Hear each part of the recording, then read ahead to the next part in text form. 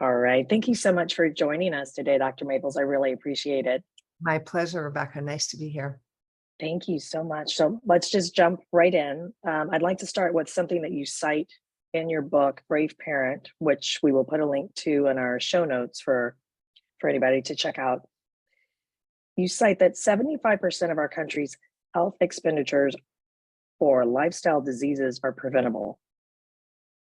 So That's right. yeah.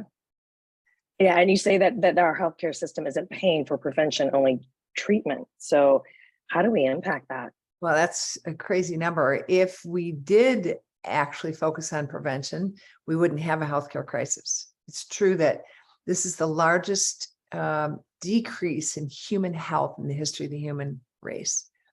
And it's a non-communicable disease that's preventable to begin with. So when we think about our killers, heart disease, diabetes, sleep apnea, chronic systemic inflammation from all kinds of aspects, I mean, cancer, most of these are preventable. And if I gave you, Rebecca, $100 and said, this represents all of healthcare spending in the US, tell me how much of that $100 you believe is being spent on prevention right now. Take a guess. I would say at best $10. $1. Wow.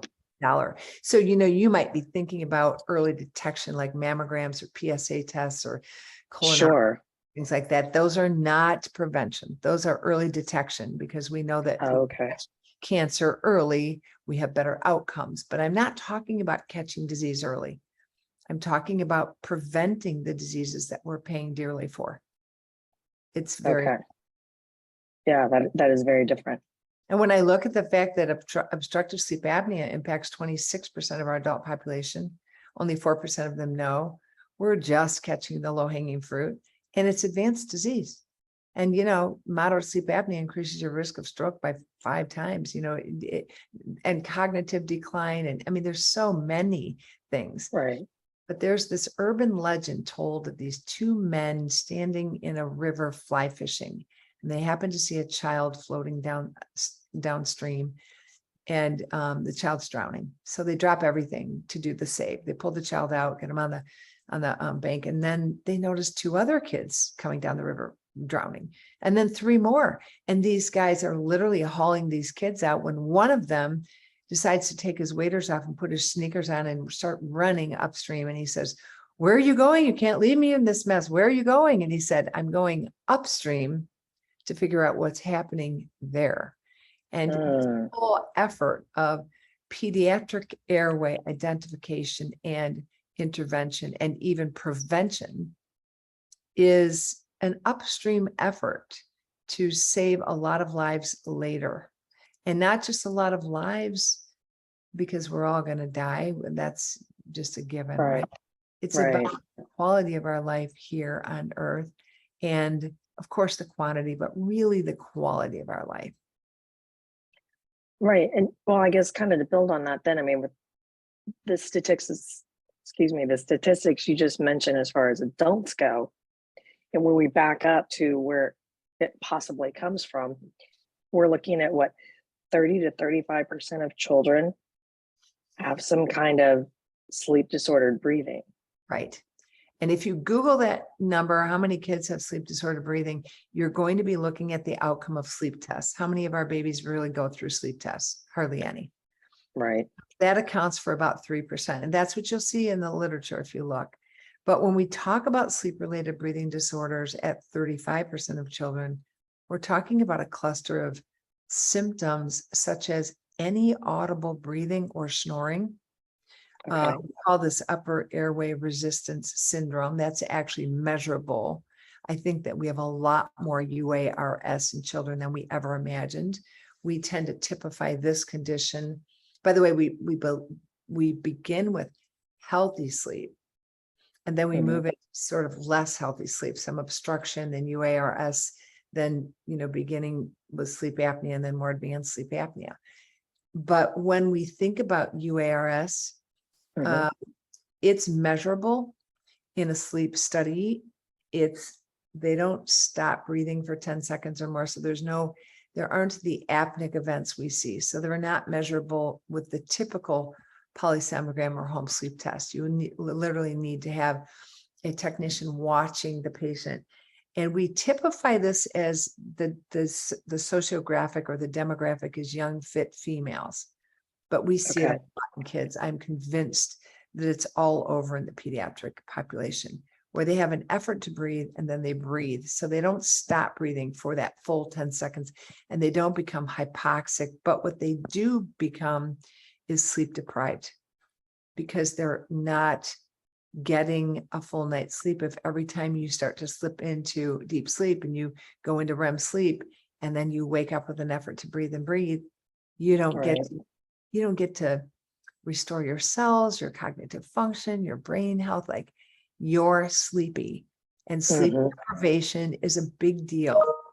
That's really a big deal. Sure. You know, Sure. And we're seeing it manifest in different ways too, in children. One of the ones that we've talked about that to me, it's still so surprising, ADHD. I would think as an adult, we just get tired and we just want to go to bed, but they go the other way. completely in the opposite direction. And in fact, 37% of ADHD is really misdiagnosed. It's a sleep disorder. And when I think about that, because the symptoms look so much the same, and how Right. do we treat the ADHD with stimulants? But the stimulants, while they may create increased function in these tired, sleep-wrecked kids, they're also robbing them of some of their nighttime sleep. Mhm. Take a stimulant, especially if it's by dose, like one in the afternoon, you're in trouble. Wow. So what I say is, before we land any child with ADHD as a diagnosis, they need a sleep test for sure. And as parents, is that something we can advocate for? Obviously For we sure. should. For sure. For sure. And we as health professionals need to be able to alert people that, when you think about ADHD, its diagnosis is just a cluster of symptoms. So if you look at the cluster of symptoms around sleep-related breathing disorders, they're very similar. Mhm. So it's very hard for me to think about, well, a child shows up and they're fidgety in school and they have lack of attention and they have some learning disabilities and they have some behavior deficits, and we go, must be ADHD. And we put them on a stimulant and they get better. Doesn't that sound familiar to you in terms Yeah, of sleep-related breathing disorder, right? it does. It does. So yeah, I think we have to be careful. There are a lot of physicians who understand the cluster of symptoms of ADHD. They don't necessarily understand the cluster of symptoms around sleep-related breathing disorders. Okay. Yeah.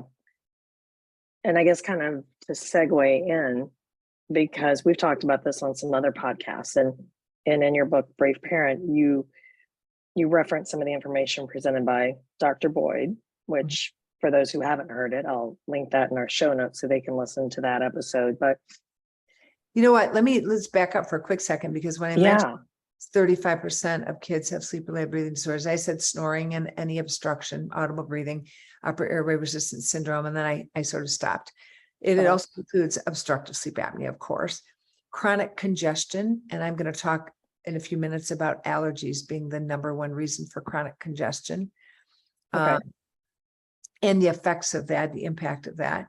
Chronic respiratory infections, including chronic tonsillitis, which crowds the airway, and ear infections. And then nasal disuse, which is the congestion caused by the mouth breathing itself. You guys have talked about this before, right? Right, we have. Goopy nose and the inflamed anterior turbinates that are caused from the mouth breathing itself. Well, and maybe this is a better time to segue into allergies, because I know you talk about that and how the role that it plays with airway dysfunction. So maybe we could talk about a little bit of that now. Allergies? Yeah. I'd love to. This is an area that I've not heard other people talk about when I go to pediatric airway seminars. And I kind of stumbled upon this in writing the Brave Parent book, because Brave Parent, Raising Healthy, Happy Kids Against All Odds in Today's World, has several sections, beginning with food, relationships to food itself, and then drink, and then microbial diversity in the gut, which is really about what I'm talking about right now, which is gut microbiome. Then I go on to talk about breathing, which is building the tongue box, as we're talking about tonight, Right. and sleep breathing disorders. Then we talk about oral health and social, emotional, cognitive health and exercise health. So the book is broad.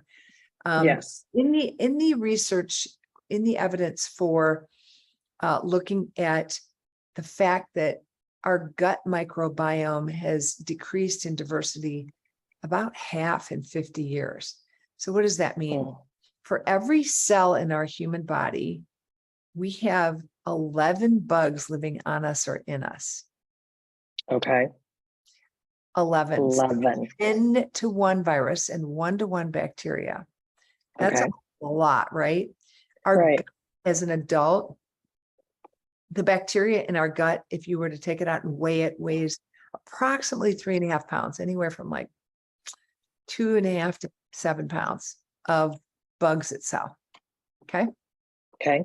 And what's happened is we want as much diversity as we can, because in any ecosystem at all, whether it's rivers, lakes, forests, streams, anywhere, if you start to deplete a couple or major ones or some more major ones, others overgrow.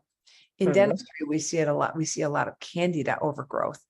If you're on the shore of the ocean right now in Florida, you see red tide, which is a bloom of bacteria from depleting some of the natural bacteria in the water. So when we look at what's happening in the gut, we had an increase that, according to the Center for Disease Control in the US, from 1997 to 2011, we had an increase of allergies by 50%. Isn't that crazy? That's So in insane. the history of the human race, we've never seen this. 1 in every 20 children has a food allergy. And emergency departments in our country have a visit for allergy, pediatric allergy, every 3 minutes. So it's out of control. And what the American Academy for Allergies, Asthma, and Autoimmune Diseases did is they said, we're going to take away all of the allergic foods from kids early on. And not use them till later, till they can handle it. And it turns out the allergies were out of control. It just kept skyrocketing. So now they've reversed it to introduce allergens earlier. But why do I meant the allergies? The chief allergens are like soy, tree nuts, which are like cashews and walnuts and pecans, pistachios and almonds, but also shellfish and fish, and then peanuts, which are not tree nuts. They grow underground, but they are in the legume family. And but the reason I mentioned this is because allergies, chronic allergies, cause a chronic stuffy nose. So how do you, because our mouth was not made for breathing, right? It was made for eating, talking, but it's the backup valve. Let's face it. God gave us a mouth so we could breathe through it if we got stuffy in our nose. Sure. What happens if a child is chronically allergic to their environment, especially the foods they eat, and their nose is chronically stuffy? What are you going to do? Chronic mouth breather. Chronic mouth breather. Right. That's something we haven't addressed. When we start looking at what most of the health professionals say about sleep-related breathing disorders, is we start with habit control, thumbs and pacifiers. And then we move to guided growth, which is really myofunctional therapy and growth appliancing. And then orthodontics, which is moving teeth, or orthopedics, which is expanding the maxilla. So when we think about this, I believe that we ought to be doing allergy identification early as part of the Airway protocol. And so there is this thing called the atopic march, ATOPIC. You can look it up. It starts at about a month old with eczema. Sometimes and eczema in those early years goes on to be food allergies at about 2 years old, and then rhinitis, chronic runny nose, at about 3 years old, and then on to asthma. And this tends to be this march of autoimmune progression. And it is impacted very much by the lack of diversity, by a whole bunch of factors. Okay. But we don't want these kids on it. We don't want these kids on this march where they get these food allergies and chronic stuffy nose. So how do we avoid it? Well, the causes of this in our children today versus 50 years ago, or God forbid, 200 to 300 years ago, which, by the way, in the history of the human race is a blink of an eye ago, right? Right. But the causes are many. Probably the primary cause, let me save those for the end. Okay. One of the causes is C-sections. 32% of our kids are born of C-section. The World Health Organization would like us to be at 10%, no higher than 15%. There's a bunch of problems with that. You know, so why are we having so many C-sections? well, convenience, it's more profitable, it's more schedulable. And also we have a lot of obese young people who are having babies, and that's considered high risk. So there are obviously high risk pregnancies, but we have also kind of enjoyed the convenience of it, you know? And risk management, liability, if there's any complication at all, anything at all, we're scheduling a C-section. So why is the C-section so important? Well, because if you're lucky enough to be born through a vagina, you're basically coming in through the vaginal canal, mouth open, face down, picking up the mom's vaginal microbiome. There are 4 really strong microbiomes: the vagina, the alimentary canal, the mouth, and the skin. So coming down face down, the baby's picking up the mom's natural bacteria from the vagina, then picking up gut bacteria from the alimentary canal, because they're right there in the middle of the poop chute, right? And then they crawl up the skin to suck on a breast, so they get the skin microbiome. If they're born of a C-section, they're born relatively sterile, being out without that. And what's important is that babies who are exposed to those early microbes, you spend about 3 days just as a little factory right away, producing more bugs in order to digest breast milk. While the mom moves from colostrum in her breast to breast milk, the baby is moving from a gut that can't digest to a gut that can digest. So we end up seeing more allergies and autoimmune problems from C-section babies, no question.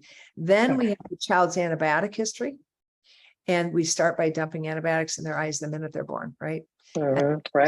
And then 80% of the antibiotics in our country are sold for livestock, for meat and milk.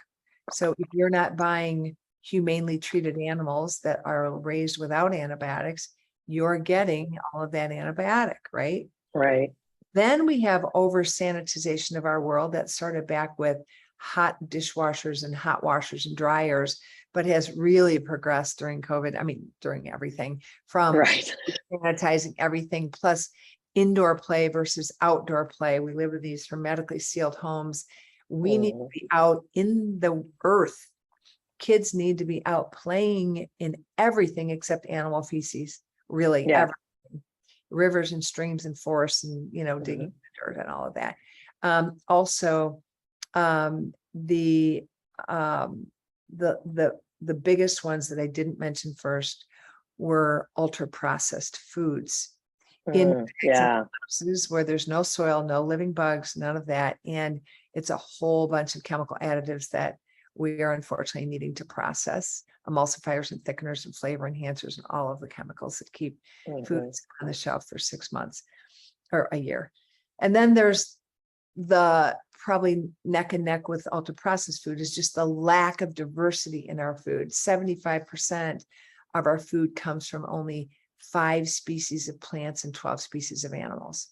We're just super narrow, and we get into these little habits of eating chicken nuggets and mac and cheese and hamburger. I mean, it's really, really sad. So when you think about all of that, we're going to see an increase in allergies. Allergies are the #1 reason for chronic stuffy nose. And you're going to have compensation by popping the mouth open and breathing through the mouth. And that is going to have a negative effect. The tongue is low, the facial muscles collapse the arch, We don't grow a big enough tongue box. The entire airway isn't developing up and forward to meet the, the anterior growth and width of the maxilla and mandible.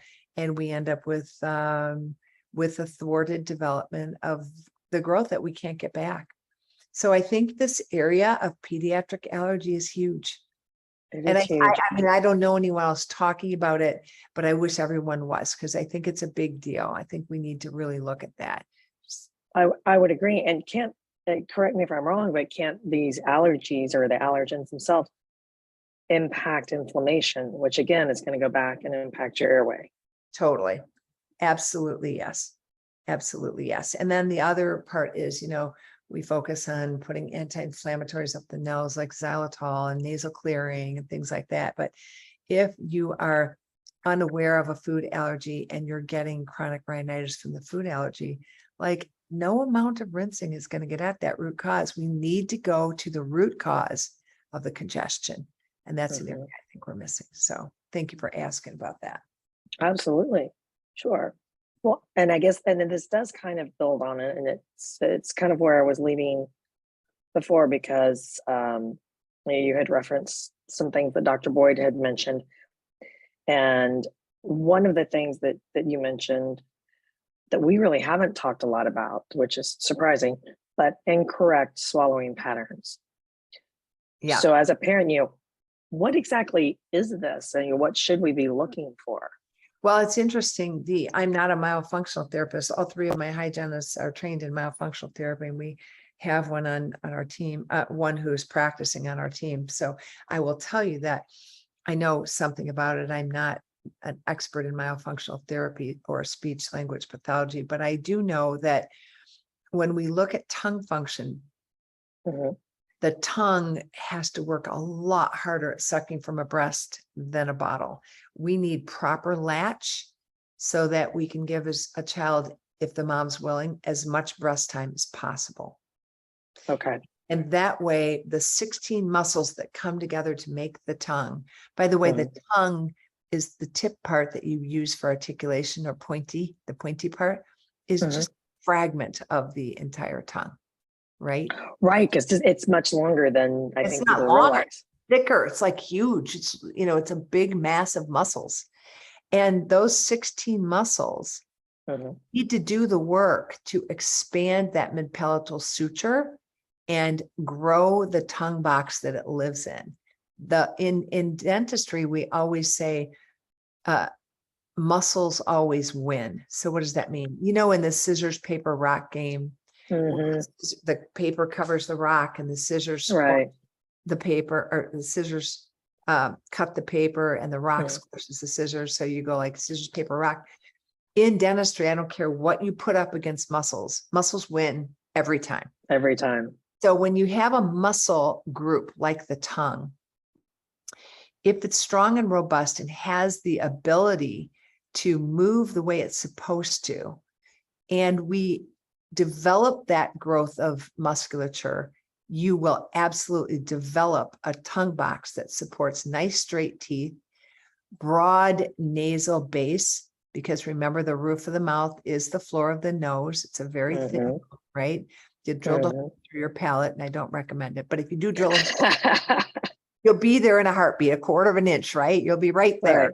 So, but the idea is that we want a broad nasal base, a nice rounded arch form, and a palate that mimics our flat tongue, so that the tongue can take a neutral resting position suctioned up against that palate without effort. That's how we get to sleep with our tongue out of the way. I think that's it, that with that effort thing, that's the part that I think a lot of us are having trouble with. Yeah, because during the day we can all do it. Not all of us. You're doing it right now. So why do you do it now? And then during REM stage sleep, you don't do it? Well, at night during REM sleep, all of our muscles are completely paralyzed, our skeletal muscles.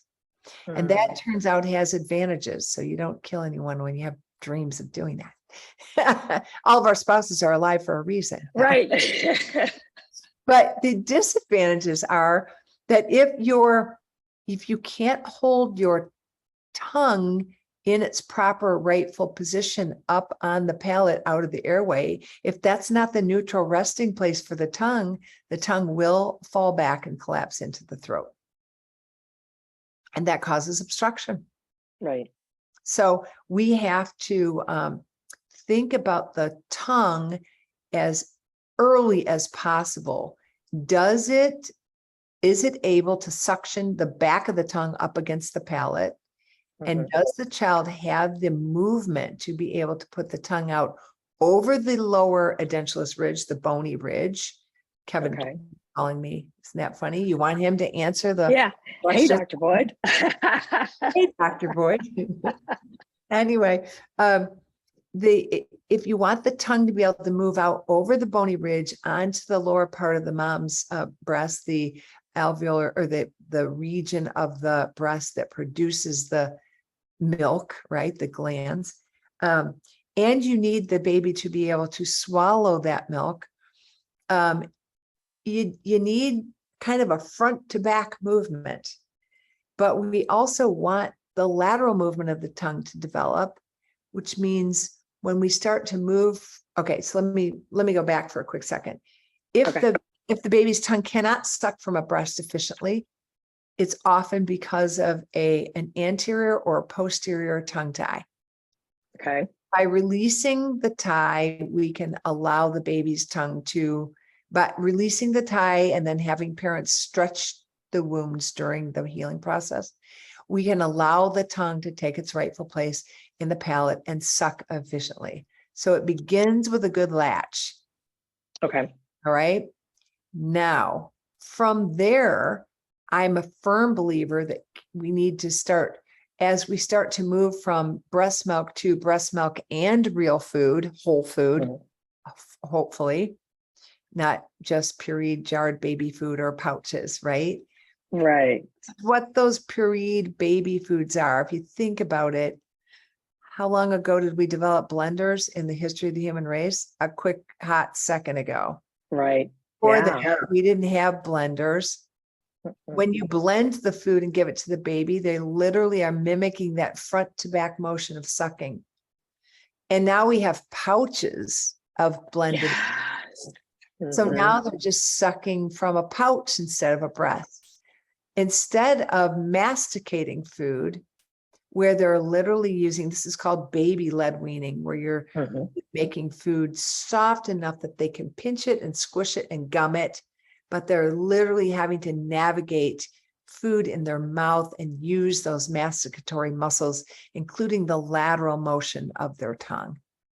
So I'm a big believer that we need to get back to basics, which is introducing whole foods one at a time, just like we do, and including the allergenic foods, but also foods that babies can mow on, that they're basically learning to navigate in their mouth, and that they're able, when their teeth come in, they're able to really chew real foods and use that tongue laterally to do the expansion.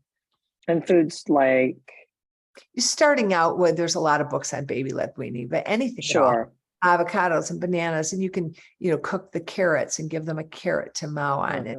Like, every food that we eat, you will be surprised that babies can do this. And I know the pediatricians are a little, are cautious because of choking, but it turns out the research really does support that. I mean, you're not giving kids hot dogs and, breadsticks with rounded, corners. We're talking about foods that don't, that babies can break down, but also babies tend to gag when they try to swallow something whole.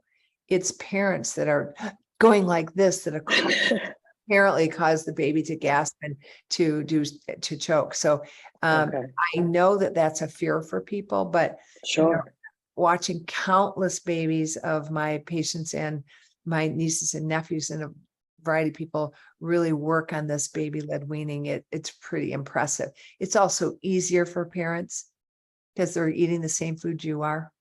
And it's very much better for what we talked about earlier, which is allergies, because we're introducing whole foods and a variety of foods where kids can develop not only a palate where they actually prefer a wider range of foods, which is so much better for everything, obesity, diabetes, and all of that, but also that we're introducing a larger diversity of food for gut microbiome health. Okay. More fibrous foods, more foods from the vine. The fiber before we grind it up with a blender is really, really good for our gut microbiome in the duodenum, which we call prebiotics. They feed gut bacteria and they mitigate an insulin response. So they release sugar slowly. I'm not suggesting that, if the only way you as an adult get your vegetables is through a smoothie, that you eliminate your smoothie. But if you chew your food, you think about the huge calorie glut you get from drinking a whole bunch of foods blended up where you can just suck it right down. That becomes a bit of an issue for pediatric obesity too, is how much they're able to consume without chewing it. I mean, the mouth is part of that whole digestive process, right? Right. It was designed that way for a reason. Yes. Anyway, Yeah. Sure, most people might think we're off subject for Airway, but no, I don't think we are. Nope. I think we're right on topic. And I want to build on that a little bit because we're talking about these kind of habitual complex tasks like chewing and swallowing and this proper tongue resting position, which we've talked a lot about. We've had myofunctional therapists come on and try to show us what it looks like and things we can work with our kids. But how do we identify this earlier? Because I know that I've heard that they can see some of these things in utero, and obviously maybe that's a Kevin Boyd question. That's a Kevin Boyd question, exactly. But after they get here, how do we identify this, and how do we address these issues? Well, I think that we have two problems here. One is the lack of fulfillment of the promise, not the promise, of the hearty recommendation among all health professionals. Let me go back and say it a little bit differently. The American Medical Association, the American Pediatric Association, the American Dental Association, the American Pediatric Dental Association, they all state that we should be seeing a dental health professional under the age of 1. It's not that it's happening, but most physicians, family practice docs, and pediatricians are telling the parents their child needs to have a dental home under the age of 1. I actually think it should be under the age of 2 weeks, but we'll get there eventually. But under the age, because that way we could really test for these things, right? Okay. Because even the lactation consultants oftentimes don't know really how to evaluate a tongue and a lip tie. And even if identifying a tongue tie, it's an anterior tie, not a posterior tie, and they're not dealing with the lip at all because the lip function is important for sucking too. Right. And I find this interesting. And I think we've talked about it at least once, but because it was kind of a revelation to me that even as a mom, having gone through childbirth twice, that new baby exam that they take your baby and they walk away with them, they don't look in the mouth. That's not part of the no one's looking. Literally in the late 1700s that we divided the body into systems and gave all the subspecialists a system. The dentist got the mouth, and it's the only area they never address in medical school. No part of the mouth. They literally look right past the lips to the back of the throat. And don't ask me what they're looking for back there, because 80% of pediatricians are not picking up pediatric airway problems. And by the way, 76% of adult physicians don't pick it up in adults either. They don't use for the telltale signs that we do.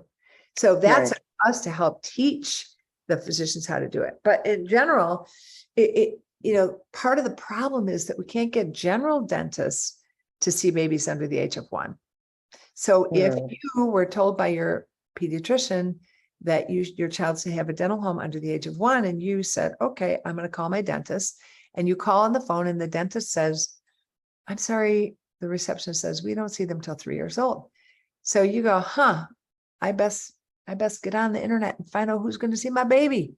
And now you end up in a pediatric dental office. And you end up there for 16 years while that dentist missed out on your child all those years. Now the pediatric dentists are full of normal, healthy kids that should be seen by general dentists instead of the kids they're trained to see, which are the behavior problems and the syndromic kids and the kids that really need them. It's really hard to get in with a pediatric dentist now. And it's my contention is because of all these babies. But in any event, if we can get babies seen under the age of 1, and by the way, that was never supposed to be about airway. That was supposed to be about caries prevention, the #1 disease on the planet for children. And Really? it's 100% preventable, but we got to see them under the age of 1 to prevent transmission of strep mutans from mom's saliva to reduce. Wow. But anyway, if we could, going back to that statement, if we could get kids seen under the age of 1, and we could incorporate an early airway exam by every dentist, we would be able to identify a boatload of kids. Wow. Yeah. And that's kind of what we're working towards. Steve Carsonson has been really instrumental with the ADA and helping make dentistry the gatekeepers for pediatric airway. And along with that, trying to develop a very short qualified or validated screening tool for pediatric airway. I'm not one to love these very short screening tools. I'd rather have more parent signs and symptoms talked about so the parents can really identify that how significant the problem is in their child. But that's another question altogether. So the first thing, in answer to your question, the first problem we have is the lack of identification. And you asked how we could do it. We can try to get every dentist in the United States seeing babies under the age of 1 and doing a really good infant oral health exam that includes not only growth and development stuff, but not only looking at food and at dentistry and at caries disease. I got sidetracked in my mind because I think about the fact that by 2 years old, 20% of kids have tooth decay in process already. So sad. Anyway, back to that, talking about what to do if there's an emergency, if a child breaks a tooth or avulses a tooth, what to do, what about fluoride in your water? Like all of these things that need to come up at that infant oral health exam could include a really good airway exam. But let's say we did that overnight. Okay. Where do these kids get treated? That's another issue altogether. Just to ask people for early identification means now we have a call to action with no action.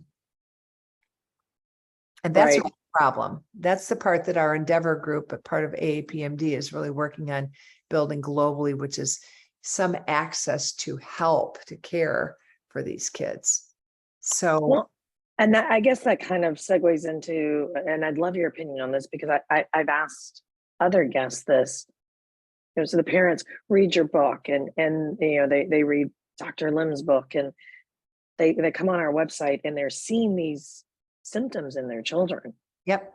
And they go to their pediatrician and they either they're going to grow out of it, or no, there's nothing wrong, or they have ADHD. Or they have ADHD, here, have a pill. Right. So how do we as parents, and again, they don't know what they don't know. We understand they weren't taught this in medical school. So again, we're not attacking the medical profession. We're just saying as parents, we're becoming more aware. We have this information now. How do we better educate our pediatricians or advocate for our child if we see these things and we're hitting these walls?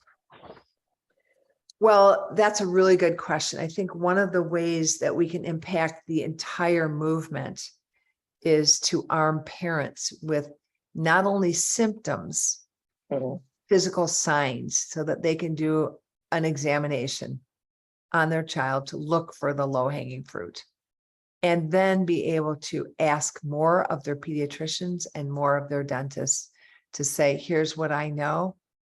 What do you see? So that the dentist or the pediatrician can say, oh, I didn't know that. Let me do some more learning. Because it does take, and I don't I don't want to be dismissive because the people who listen to this podcast are the people who are astute. So I don't want anyone to feel like, oh, she's really down on us. But there are Right. so many who aren't, and they need our help. They Mhm. don't need our judgment. They need our help. They need us to Right. help them see it. But I believe that, you know, mama bears and daddy bears, people that are protecting their kids, can also be that help. They can be part of that change they want to see by saying, all right, I've got a list of physical symptoms here, and I got a list of physical signs. And from what I can see, this is an issue. Tell me what you see, and show those signs and symptoms to them. So the symptoms are things like ADD and ADHD type behaviors, snoring, audible breathing, open mouth breathing, headaches, behavior problems in general, learning deficits, sometimes speech deficits, bedwetting, bruising, and hormonal imbalances. The physical signs, now I differentiate symptoms from signs. Signs are what parents report in terms of Mhm. behavior or what they've, what they're seeing. Maybe the behavioral imbalance is diagnosed by the pediatrician, but bruising, bedwetting, learning deficits, headaches, these are things that parents notice, right? The physical signs are things that we see as we examine them. And I believe we can teach parents to see this too. Okay. Large tonsils, you could just look at a diagram and look at the grading of tonsils and be able to go, because that's all subjective anyway, right? Mhm. Nasal congestion, easy thing for parents to figure out. Pharyngeal opening, it might be a little bit more difficult, but again, if you look at the Melon-Potty classification, that's just four choices, right? And I'm going to go like, which one does my child look like? Retrognathia, which means the lower jaw seems to be retruded or back, the lip curl and the lower jaw set back. Maxillary deficiency, especially the transverse width. So are the upper teeth inside the lower teeth or are they outside the lower teeth? We could teach parents that by looking at a diagram. The tethered tongue, again, because we have a hard time even teaching lactation consultants and OBs and midwives, baby docs to be able to do this. But, what is it that they look for? What is an anterior tie and posterior tie? Those are things that we could easily teach. Narrow vaulted palate. If the palate doesn't have the shape of the child's flat tongue, why not? And by the way, we haven't talked about pacifiers and thumbs, but when you put a tongue underneath a pacifier or a thumb and push up with it, you're literally shaping the palate around the object, right? Mhm. Yeah. All right. So back to narrow vaulted palate and tongue thrust, which is when they're breathing, if it's that when they're swallowing, if that tongue is pushing through an opening in the front of the teeth. And then the dark circles under the eyes, which is literally the pooling of venous blood from the maxilla being too far back and pressing on the sphenoid plexus of vessels.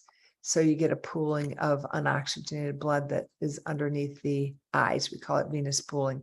So if parents could notice some of these signs along with some of the symptoms and go, oh my gosh, because when you read a book like Shireen Lim's or read a book like mine, Brave Parent, the parents would be like, you are describing my child. And then I describe the physical signs and they're like, oh my goodness. I've had people coming to me like, I read your book. My child has an airway problem. I need help.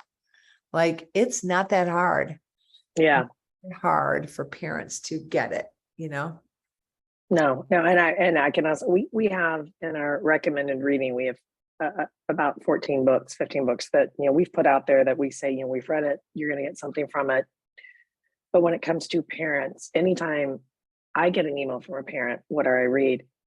Yours and Dr. Lim's are the first two that we come out of the gate with, because the way it's explained and detailed out, it's just, as a parent, you go, oh, and like, I know I'm not the only parent that has these tags. Right. So Thank you. So I'm just going to go in and go, okay, see this page and then this page. I mean, I'll tell that's you what you do.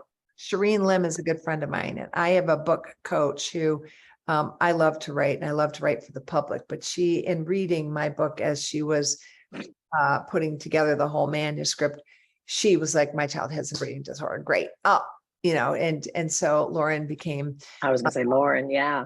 an advocate, and then Shireen was having trouble with her book because her book, Shireen is very analytical and very, very much into the research, and she wanted a book that was really relatable to parents. And I said, you need to work with Lauren. She'll help you with this because, Mhm. and so if that's a real honor that you would say that, that my book and Shireen's are more easily digested for the public. I actually think Sharon Moore's book is also It's quite phenomenal. right. Absolutely phenomenal. Kids, she's a Mhm. functional therapist, and she's really good at speaking to the public as well. So, yeah. So thank you for that. Oh, absolutely. So let's just, as we're getting kind of towards the end, I really want to shift gears because we talked a lot about information for parents.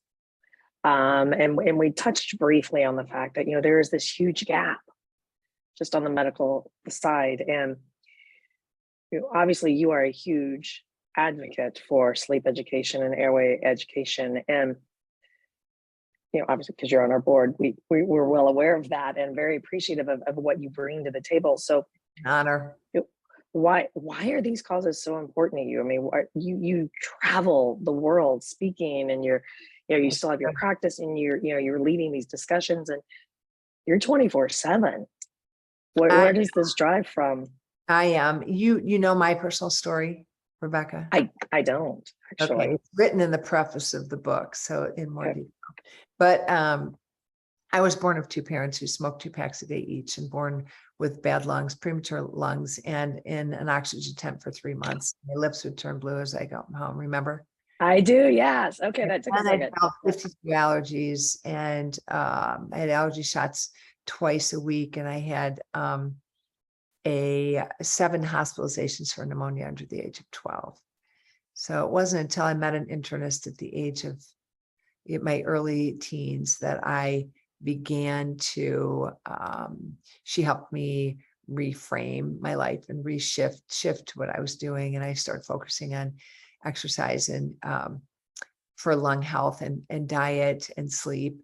I had asthmatic bronchitis. I was pre-diabetic. I mean, these were all because of my situation. But I don't need to go on and on about myself, only to say that I know what we're capable of as health professionals, because I know that my life is very much impacted by some really good health professionals that my mom helped choose. And my mom, I was just lucky enough that my mom was getting a PhD in counseling psychology and took her first major job as a psychologist inside the College of Osteopathic Medicine at Michigan State University, and navigated those systems to find good doctors for me. But I will say, I wouldn't be here without health professionals. And I know that we're capable of more than we're doing. And it is a joy for me to turn health professionals on to what we can do for kids early. I teach a whole bunch of things. I teach oral systemic health for adults, cardiovascular disease, diabetes, acid reflux, food, nutrition deficits, food sensitivities, HPV, oropharyngeal cancer, the acid reflux, the list goes on and on. But pediatric health, and more in particular, I mean, I do everything from obesity and autoimmune problems to airway, but pediatric airway is super special to me. And it's an area that so many dentists have gotten involved in sleep treatment or diagnosis for adults, but they have no idea that they could prevent all that. And teaching people that if we look at children a little differently, and I also say we can fix under 6, let's get these kids before they end up in an orthodontist office, right? We can change the shape of the inside of their mouth, teach them through myofunctional therapy how to use their tongue, release tethered tissues if they have them. Like, we can do this without having the need for braces. And by the way, braces really, really for often kids are retracted during braces. So they move things backwards and smaller, not Right forward. into the airway. Yeah. Yeah. Yeah. So it's a passion for me. And I think the other passion for me is connecting the dots in my community, really establishing networks of physicians that support this in all aspects of subspecialty. I did a great big seminar for all aspects of physicians in our community called Breathe Well Little One. And we brought a pediatric ENT, a pediatric sleep doctor, and myself to speak to a group of health professionals represented by 17 different varieties. There were about 150 people there. It was a big deal. And those are the kind of things that our communities need. They need us to be together, collaborating, building friendships, having each other on a text thread, being able to create co-referral relationships. You had asked one of these questions, you had asked, like, a lot of people have a hard time, getting their referrals taken seriously among the medical profession. Yeah. We need to continue to write letters of advocacy to their docs, even when they aren't referred by their docs, especially when they're not referred by the docs. Let's say they come to you from their midwife or their doula or their lactation consultant or whatever. We need to write letters to the pediatricians to say, we saw your patient. Here are the parent reported symptoms. Here are the physical signs. Here's what we did or are planning to do. And we just wanted to keep you in the loop. That's how we educate them. We don't need to knock on the door all the time, but you can't just do it when you want something from them. You need to let them know you're playing for keeps here. And we have a health relationship coordinator in our practice who's a big part of her role is to be the liaison between our patients and the medical world. So which is phenomenal. Yeah. And, and some of the groups that you mentioned are also, groups that we support and we work with. And I want to make sure for any of the medical professionals listening, check some of these groups out, like the Endeavor group, like Sleep Education Consortium, Airway Revolution, Airway Health Solutions. And they just had Airway Palooza in December. I mean, Palooza. Wow. They're just phenomenal groups. So, and we'll make sure we put links to all of those in our show notes as well. Collaboration Cures, which is in oh, that's right, the AAP&D. Yes. Yep. And we'll put a link to that as well. That's right. Collaboration Cures. Yep. Where AAOSH and AAP&D come together. Which is massive. Yeah, it's awesome. And I will say none of this is a thankless job. I was very proud of my community. I practice in a small town adjacent to the capital city, and the capital city, Michigan, is called Lansing. And in our area, we had these Entrepreneur of the Year awards for businesses, young businesses mostly, but they're really celebrated with all of the business owners in the area. My practice is 37 and a half years old, and we won the Entrepreneur of the Year award in influence and impact this year. So I will tell you, it's not unnoticed what we're doing. Continue to reach out, continue to build bridges, continue to help people understand without diminishing or complaining about anybody. Don't just, you just need to breathe in some confidence and breathe out some fear and allow yourself to call people and write letters to them and learn to speak their language and help them speak yours, help them learn the mouth. They're very appreciative. Literally, physicians have no idea what they're doing with the mouth, and using the mouth for telltale signs of sleep-related breathing disorders in children is huge. It is. It's absolutely huge. Well, at the end of every podcast, and I know we covered a lot. So I always like to turn the floor back over to the guests, because again, y'all are the experts.